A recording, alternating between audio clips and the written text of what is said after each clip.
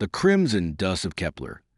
442b swirled around Captain Elena Vasquez as she pressed her back against the twisted wreckage of what had once been humanity's greatest battleship. The Indomitable lay scattered across the alien landscape like the bones of some primordial beast, its hull plates gleaming dully under the binary stars that hung like angry eyes in the amber sky. Elena's breathing came in ragged gasps, each inhalation sending fire through her punctured lung. The metallic taste of blood coated her tongue, and she could feel the warm wetness spreading across her tactical vest where the Vorthak energy lance had punched through her armor. Her left arm hung useless at her side, the bone shattered by debris when the bridge had exploded around her.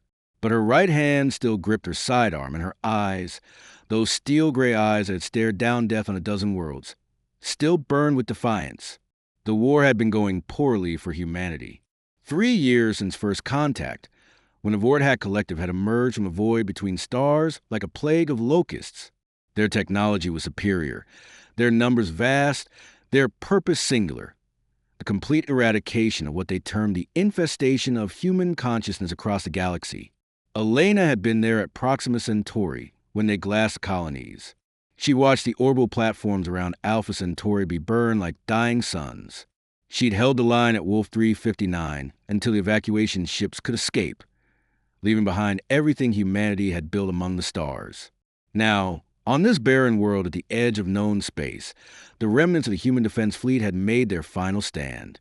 47 ships against a Vorthak armada that blotted out the stars. It should have been a massacre, and perhaps it was. But Elena had sworn that if humanity was to die, it would die fighting. The sound of approaching footsteps crunched through the crystalline sand. Heavy, deliberate, accompanied by the low harmonic thrum that marked Vorthak technology. Elena forced herself to remain still, letting her breathing slow to almost nothing. Through the gap in the wreckage, she could see them coming. Vorthak warriors moved like liquid shadow given form, their obsidian exoskeletons reflecting the harsh light in fractal patterns. They stood nearly 8 feet tall, their 4 arms ending in appendages that could shift from manipulator to weapon at will. But it was their faces that haunted human nightmares, elongated skulls housing 3 eyes arranged in a triangle, the third eye capable of perceiving dimensional frequencies beyond human comprehension. At their head walked General HFY, his carapace bearing the ritual scars of 1,000 victories. Elena had studied his tactics, knew his methods. He was methodical, efficient, and utterly without mercy. The Vorthak didn't believe in prisoners, only in the complete elimination of threats to their cosmic order. Scan the wreckage. HFY's voice carried across the battlefield, translated by the quantum communication implants that allowed interspecies dialogue. His words held harmonics that spoke of satisfaction, of a hunt concluded. Find the human leader's corpse. I would see the face of the one who cost us 6 dreadnoughts. Elena's lips curved in a bitter smile. 6 dreadnoughts. The price had been everything. Every ship, every life under her command, but they bloodied the collective's nose. The Indomitable had rammed straight through the center of their formation, its experimental quantum torpedo bay detonating in a chain reaction that had torn reality itself briefly asunder. She thought of her crew, Commander Sarah Chun, her first officer, who'd stayed at her post even as the bridge came apart around them. Chief Engineer Marcus Thompson, who'd kept the engines running until the very end. Lieutenant Yuki Tanaka, barely 19 and fresh from the academy, who died trying to shield Elena from falling debris. They deserved better than to have died for nothing. The search team was getting closer. Elena could hear the whine of their scanners, the alien chatter as they identified human remains among the wreckage. Soon they would find her. Soon this would be over. She closed her eyes and thought of Earth.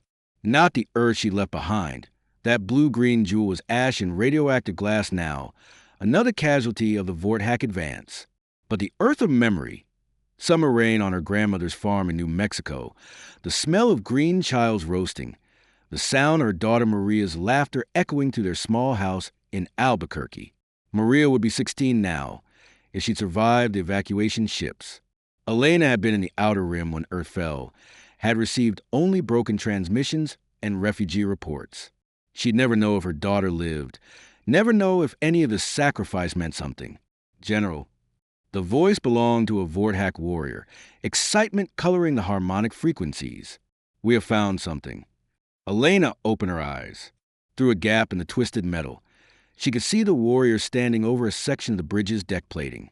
Beneath it, she knew, lay the body of Lieutenant Rodriguez, a good man who'd volunteered to stay behind when the evacuation order came. But they wouldn't find just Rodriguez there. "Show me," Zeph commanded. The warrior activated some kind of cutting tool, peeling back the metal like flower petals. Elena watched as they exposed the lieutenant's body, his uniform bearing the burned remains of Captain's insignia that Elena had torn from her own uniform and placed on him before the final attack. Zeph examined the corpse with clinical interest. "This is not the one," he said after a moment. "The dimensional resonance is wrong. The human leader's consciousness burned brighter than this. Find her true body." Elena's blood ran cold. She'd known the Vorthak had strange senses, could perceive things humans couldn't, but she hadn't realized they could track individual consciousness patterns. Her deception had failed. The search intensified. More warriors spread out through the wreckage field, their scanners sweeping back and forth in methodical patterns. Elena knew she had perhaps minutes before they found her hiding place. She checked her sidearm. 3 shots left in the power cell.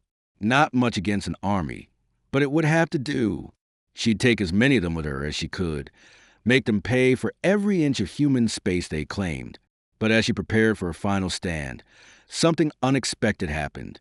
Her tactical display, somehow still functioning despite the damage to her suit, began showing movement from the outer perimeter of the battlefield. IFF signals that registered as human, but that was impossible.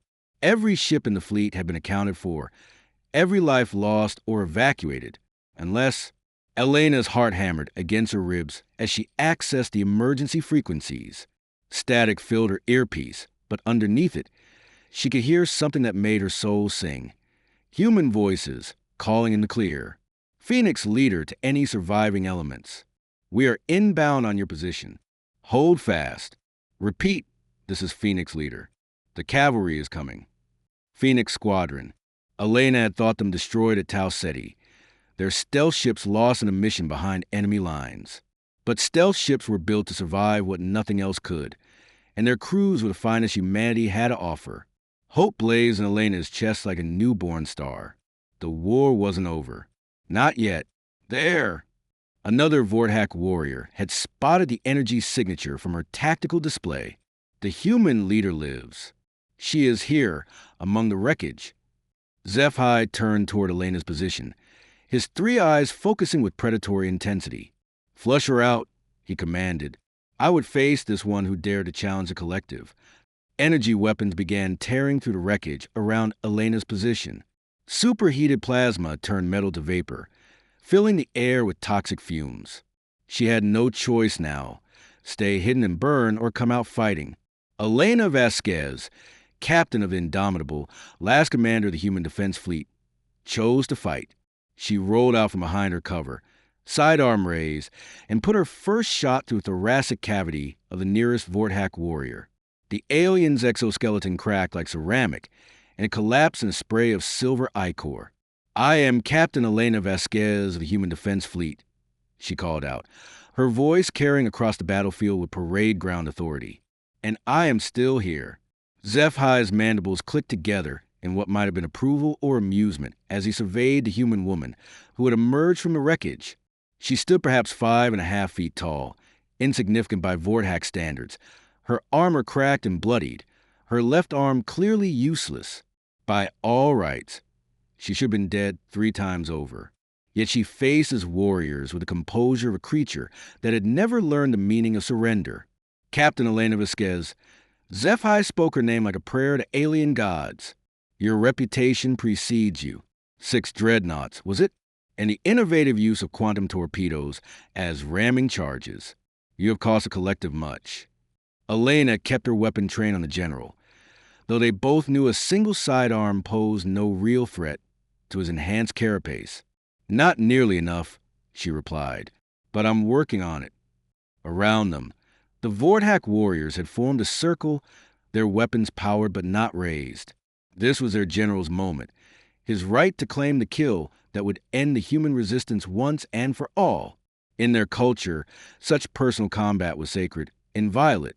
Elena was counting on that cultural blindness. You fight well for a dying species, Zephi continued, beginning to circle her slowly. But you must know this is over. Your fleet is destroyed. Your worlds are ash.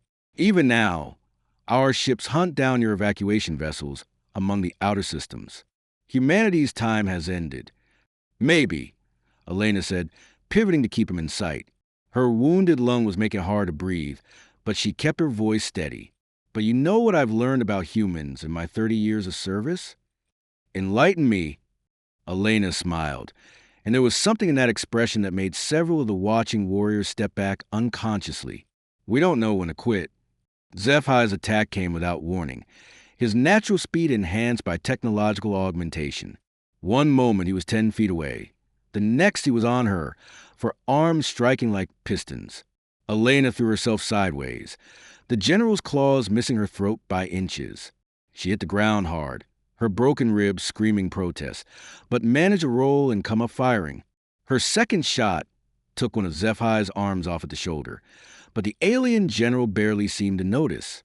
He spun, his remaining arms shifting into blade configurations, and swept toward her in a killing arc. Elena ducked under the strike and drove her shoulder into the general's midsection, trying to use his momentum against him.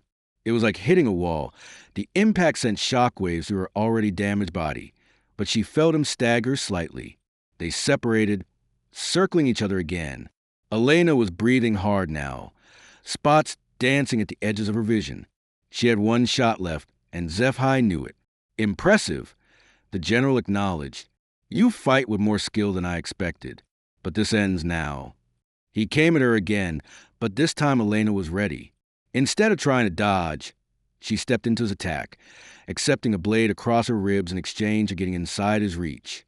Her final shot went straight up under his primary mandible, punching through the softer tissue at the base of his skull. Zephi staggered, silver blood streaming from a wound, but didn't fall. Instead, he backhanded Elena with enough force to send her flying into a piece of debris 20 feet away. She hit with a sickening crunch, her broken body folding like a rag doll. For a moment, she couldn't breathe, couldn't think, couldn't do anything but lie there as darkness closed around her. But as consciousness faded, she could hear something that kept her anchored to the world. The growing roar of human engines in the atmosphere above. Zephi approached her broken form, his wound already beginning to seal thanks to Vorthack biotechnology. You fought well, human, he said, almost respectfully. But your species' greatest weakness has always been your fragility. He raised his remaining blade arm for the killing blow. Elena's eyes snapped open. Her hand found a shard of metal from the wreckage, sharp, jagged, perfect. As Zephi's blade descended, she rolled sideways and came up inside his guard, driving the makeshift weapon deep into the soft tissue where his carapace met his neck. The general's eyes went wide with shock. This human should have been unconscious, dying, finished. Instead, she was standing again, and there was something in her gaze that he'd never seen before in any species the collective had encountered. It wasn't just defiance. It wasn't just courage. It was the absolute, unshakable certainty that she would not be stopped. Elena twisted the metal shard, and Zephi toppled backward, his massive form crashing to the ground. Around them, the Vorthack warriors stood in stunned silence, unable to process what they'd just witnessed. You want to know humanity's greatest weakness? Elena asked, standing over the general's body despite the fact that she should have been dead herself. We're fragile. We break. We bleed. We die. She looked up at the circle of alien warriors, and her voice carried across the battlefield like thunder. But we get back up. The sky above them split with fire as Phoenix Squadron came screaming out of clouds, their stealth ships dropping their camouflage to reveal sleek, deadly forms bristling with weapons. The Vorthack warriors scattered, finally breaking their ceremonial circle as survival instincts overrode cultural programming. Elena activated her emergency beacon, and Commander Sarah Chen's voice crackled through the static. Impossible, beautiful, alive. Captain, this is Phoenix Leader. We're tracking multiple Vorthack vessels in orbit, but we've got a window. Can you move? Elena looked down at her broken body, at the blood pooling beneath her feet, at the shattered bones and torn flesh that should have made movement impossible. Then she looked at the fallen form of General HFY, at the scattered Vorthak warriors, at the human ships diving through the atmosphere to retrieve her. "Phoenix leader," she said into her comm. "This is Captain Vasquez. I'm mobile. Come get me." As the first Phoenix dropship touched down beside her, Elena allowed herself a moment of fierce satisfaction.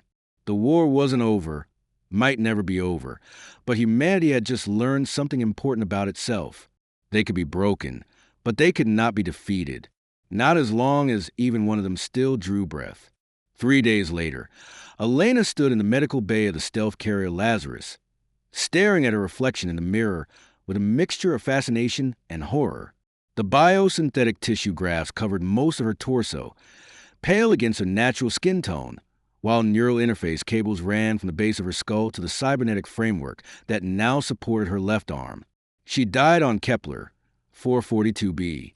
For 17 minutes, according to medical readouts, her heart had stopped, her brain activity had flatlined, and every diagnostic had confirmed what should have been obvious. Captain Elena Vasquez was gone. But Dr. Rebecca Santos, the Phoenix Squadron's chief medical officer, had refused to accept that diagnosis. Working with technology salvaged from a dozen species, techniques developed in the desperate years of the war, she'd pulled Elena back from the edge of eternity itself. The cost had been steep. Elena's body was now more machine than flesh in places. Her nervous system rewired with quantum processors that let her interface directly with ship systems. She was stronger now, faster, more durable, but she was also something that hadn't existed before in human history. She was a hybrid, a bridge between what humanity had been and what it might need to become. "The integration is proceeding normally," Dr. Santos said, reviewing the biometric displays. "Your new systems are syncing with your natural neurology faster than we projected. In a few more days, you'll barely notice the difference." Elena flexed her cybernetic fingers. Watching servos were beneath synthetic skin. "Will I still be human?" she asked quietly. Dr. Santos paused in her examination. It was a question they'd all been grappling with as the war forced humanity to adapt, to change, to become something new in order to survive. "You tell me," she said finally. "Do you still care about protecting human lives? Do you still feel lost when we don't make it in time to save someone? Do you still get angry when you see injustice?" Elena considered this, thinking of the faces of her crew, of her daughter somewhere among the evacuation ships, of all the worlds that had burned while she'd been fighting a war that couldn't be won by conventional means. "Yes," she said, "all of that, more than ever." "Then you're human," Dr. Santos said simply.